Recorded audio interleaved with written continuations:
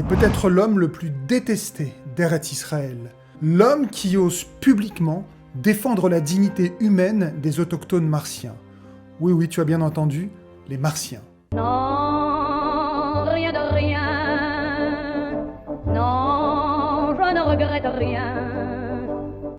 Et sa voix est d'autant plus légitime que cela fait plus de 30 ans que le journaliste Gideon Levy sillonne les territoires volés aux autochtones martiens et qu'il rapporte les exactions commises par les colons, l'armée, tout ça avec la bénédiction du gouvernement. Alors lui-même admet, comme moi, qu'il partait de très très loin. Il dit « J'étais totalement nationaliste, comme tout le monde. Je pensais que nous étions les meilleurs et que les Arabes voulaient juste tuer. Je ne me posais pas de questions.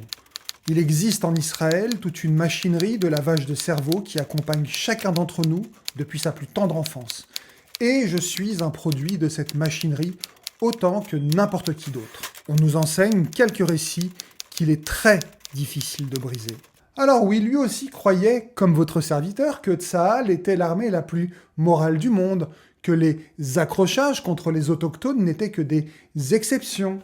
Sauf qu'au fil des reportages accablants sur la cruauté normative des colons et de l'armée en terre martienne, son nationalisme de jeunesse a fini par se fracasser contre la forteresse de son sens moral. Autrement dit, la vérité de l'apartheid et systémique de la colonisation ont signé pour Gideon Levy la fin d'un mythe, le mythe de la belle démocratie à l'israélienne qui masque en réalité une hydre à 3 têtes. We are having 3 regimes.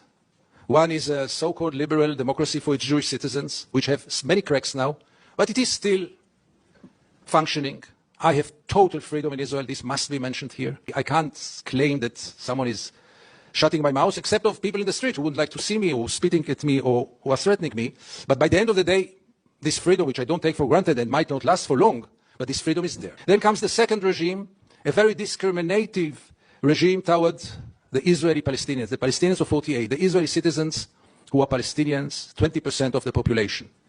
They are discriminated in any possible aspect of life, but they gain formal equal civil rights. They vote, they elect, they can be voted, they can be elected, and that's the second regime. And obviously the third regime, which Israel is hiding, is the military occupation, is the military regime in the occupied territories. And here I allow myself to say with no doubt that this is today one of the most brutal, cruel tyrannies on earth. Not less than this. I repeat it, the military occupation in the occupied territories is today one of the brutal, cruel tyrannies on earth. Voilà, voilà, voilà, et comme le type est un char d'assaut ambulant qui roule sur les conventions et les tabous de la société israélienne, le Merkava Levy n'hésite pas non plus à désacraliser le concept de pogrom intimement lié au peuple juif pour l'étendre aux autochtones martiens. En 3 jours, la semaine dernière, 35 pogroms ont été perpétrés par des colons. Depuis le début de l'année, environ 160 Martiens ont été tués par des soldats, la grande majorité d'entre eux inutilement et la plupart du temps de manière criminelle. Du bébé Mohamed Tamini au vieillard Omar Assad, des Martiens ont été tués sans raison. Et comme si la coupe n'était pas déjà encore assez pleine, Levy désigne aussi ses propres compatriotes, accusés entre autres d'endosser le double rôle de bourreau et de victime. I'll just give the 3 principles which enable us Israelis to live so easily with this brutal reality. A, most of the Israelis, if not all of them, deeply believe that we are the chosen people. And if we are the chosen people, we have the right to do whatever we want.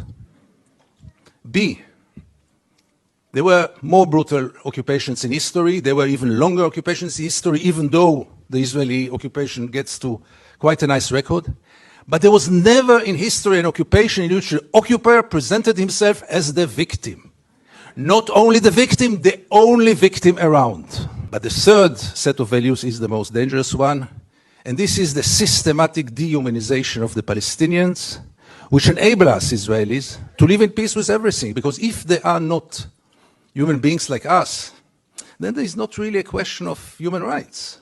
Voilà, je te laisse imaginer les tombereaux d'insultes et de menaces qu'a pu essuyer cet homme hors du commun. L'armée lui a même tiré dessus plusieurs fois en territoire volé, où vit aussi au plus proche des opprimés son alter ego féminin, Madame Amira Haas.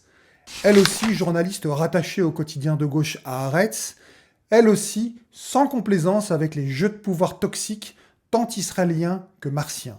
Alors, dans un pays où un fanatique n'hésite pas à buter un premier ministre démocratiquement élu, on peut supposer sans trop de mal que de simples journalistes comme Gideon et Amira ont forcément une cible dans le dos, au même titre que tous leurs collègues journalistes aux quatre coins du monde qui ont déjà payé de leur vie leur honnêteté radicale contre un pouvoir malfaisant.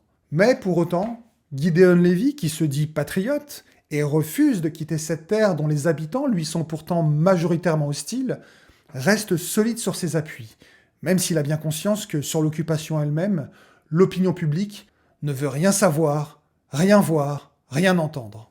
D'ailleurs, pour lui, le mal est désormais si bien ancré dans les esprits que seuls les Américains auraient le pouvoir de stopper cette colonisation anachronique au regard des mouvements décoloniaux du siècle dernier. En attendant, le journaliste militant continue de lutter contre le déni volontaire de ses compatriotes et il déclare « Ma modeste mission est d'empêcher une situation dans laquelle de nombreux Israéliens pourront dire « Nous ne savions pas ». Bon, alors ne t'inquiète pas, Gideon, au moins le reste du monde sait. Il sait, sans l'ombre d'un doute. Il sait, et surtout, il voit. Il voit ces milliers d'images de l'innocence fauchée, sans pitié et sans discernement, et qui tailladent jusqu'à l'os notre besoin universel de justice. Et aucun mot, aucune propagande ne viendra assécher le sang des cœurs meurtris par ces images atroces. We're looking for babies, but there is no babies left. What babies? Say that again. Say it again. No, maybe I killed a girl, she was 12, but I'm looking for a baby.